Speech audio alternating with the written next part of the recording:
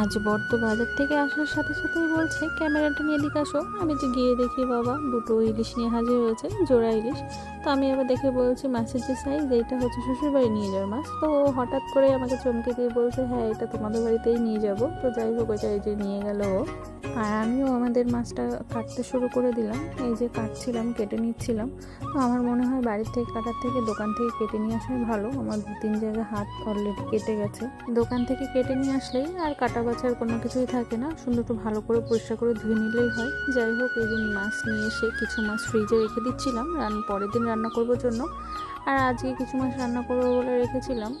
আর আজকে রান্না করব বেগুন দিয়ে ইলিশের ঝোল। অনেকেই হয়তো এটা সিদ্ধ ঝোল বলতে পারে।